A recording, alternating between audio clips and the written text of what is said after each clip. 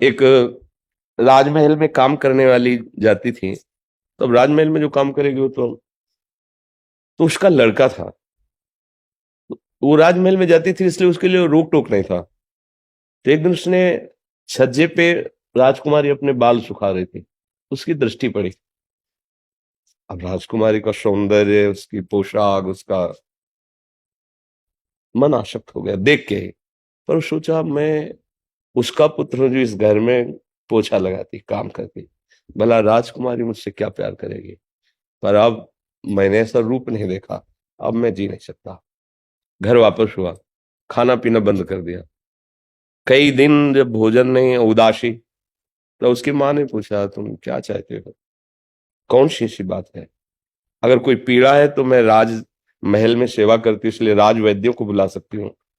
महाराज मेरी प्रार्थना सुनेंगे क्योंकि मैं उनकी सेविका हूँ। क्या चाहिए तुझे, क्यों ऐसा करता है।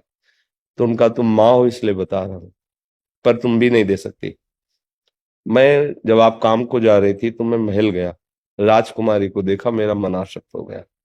अब मैं उसके बिना जी नहीं सकता और उसको किसी भी तरह प्राप्त नहीं कर सकता, इसलिए मैं मरूंगा।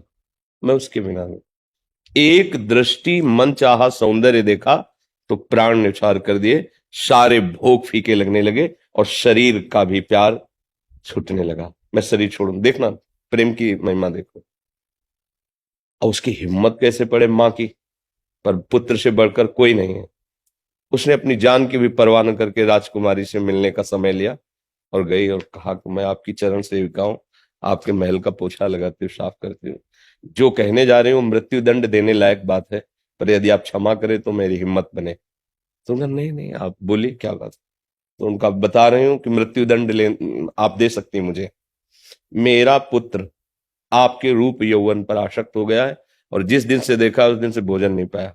कह रहा मैं प्राण त्याग लूं, बस मैं आपसे भीख मांगती हूँ कि मेरे पुत्र को मेरी सामर्थ्य ये कहने की नहीं है कि आप मेरे पुत्र का वरण कर लें, पर मेरी सामर्थ्य कि आप मेरे पुत्र को बचा लीजिए। तो उनका ठीक है, आप भेजो पुत्र को। वो बहुत विवेकवान थी, पुत्र है। तो उनका तुम मेरे इस रूप पे आ सकते हो। तो कहा जी, 3 दिन बाद आना, अगर ये रूप आपको पसंद आएगा तो मैं ये शरीर आपको दे दूंगी। जाओ, खाओ पियो मौज से रहो, 3 दिन बाद आना। उसने राजवैद्य से अधिक सोच होने वाला पदार्थ ले लिया, जो पानी ही पानी, पानी ही पानी। 3 दिन लगातार 20-50 सोच, और उसको स्वर्ण के पात्र में रखवाया। 3 दिन बराबर सोच होने के कारण चेहरे की आकृति बदल गई, शरीर साहब। बुला उसको और मल के ढक्कन खुला रखो। पूरे कमरे में बदबू, घृणित बदबू, उसमें बुलाया गया। जाओ राजकुमारी बुला लो। पहले तो इतनी बदबू, 3 दिन का मल वो खुले पात्र में रखा, वैसे किया। जब राजकुमारी के समीप गया तो बराबर सोच होने के कारण आकृति, शरीर का वो तेज, वो सब। तो उसने कहा कि वो तेज कहाँ गया। बोले उस घड़े में भरा है। उल्टी जैसा लगा, भगाओ। राजकुमारी ने कहा इसी शरीर से प्यार करते हैं, भाग क्यों रहे हो, यही तो चमक रहा था। ये मल मूत्र ही था जो चमक रहा था, शरीर का ढांचा तो वही है, कहाँ जा रहा है। नहीं, हमें बात नहीं करनी, राग खत्म हो। सही पूछो, हमें एक ऐसा प्यार चाहिए, जो कुछ भी हम कर रहे हैं सब प्यार के लिए कर रहे हैं, अच्छे से समझ लो, बस प्रेम चाहिए। और वो जगत में कहीं मिल नहीं सकता। एक धनुदास नाम के महान संत हुए हैं। उनका जब ब्याह हुआ तो उनकी पत्नी बहुत ही अनुकूल और सुंदर थी। इतने आसक्त हो गए वो कि एक क्षण भी उसके बिन, ये कुछ जो महापुरुषों की लीलाएं होती हैं, उनकी सारी इंद्रियां एकाग्र होती हैं, जिधर लगती है ना भरपूर लगती हैं। पूरे आसक्त हो गए। अब सामान बाजार से लाना तो वो जा नहीं सकते, पत्नी के साथ चलेंगे। पत्नी ऐसे चल रही हो, आप बैक उल्टा चल रहे हो, छाता लगाए, धूप न लग जाए, क्योंकि मैं इस रूप को प्यार करता हूं। और एक एक कदम पीछे।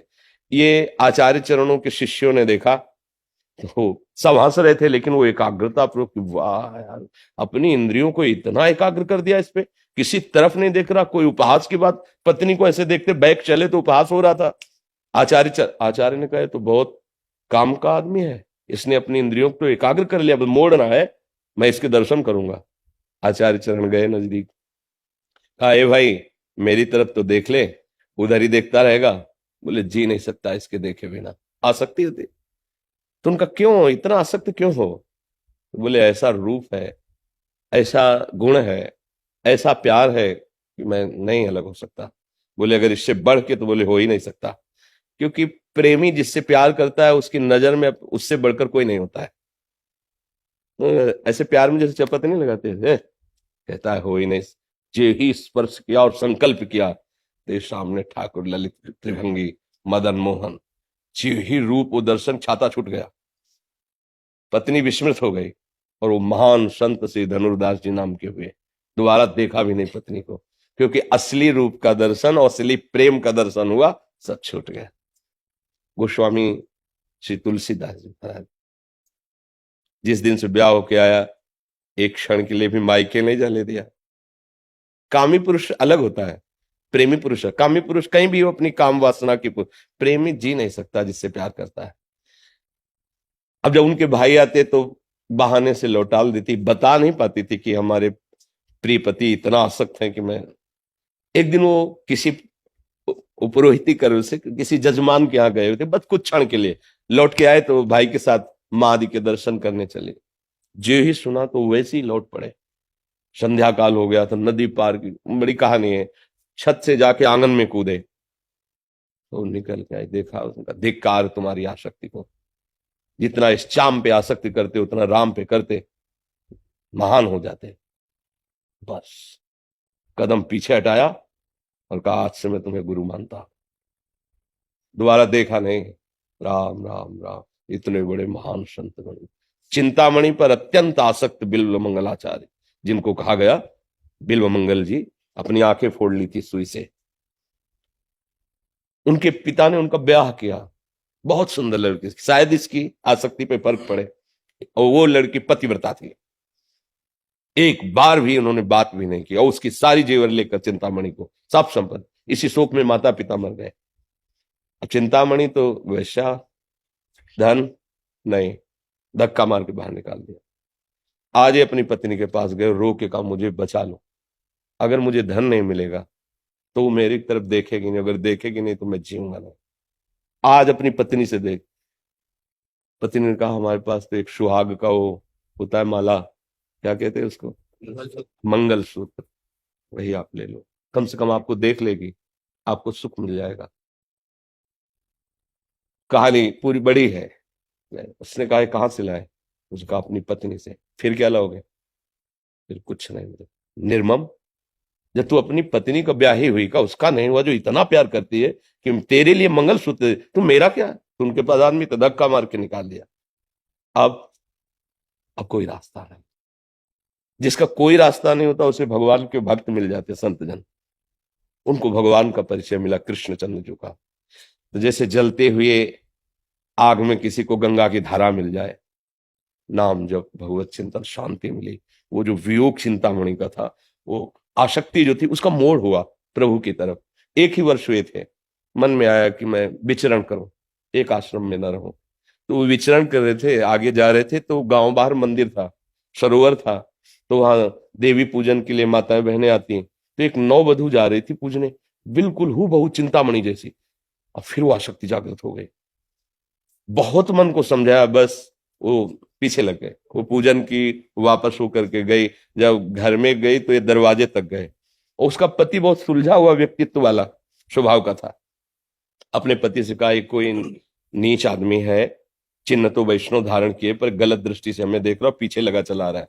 दरवाजे पे आया है, हम हैं, धैर्य रखो।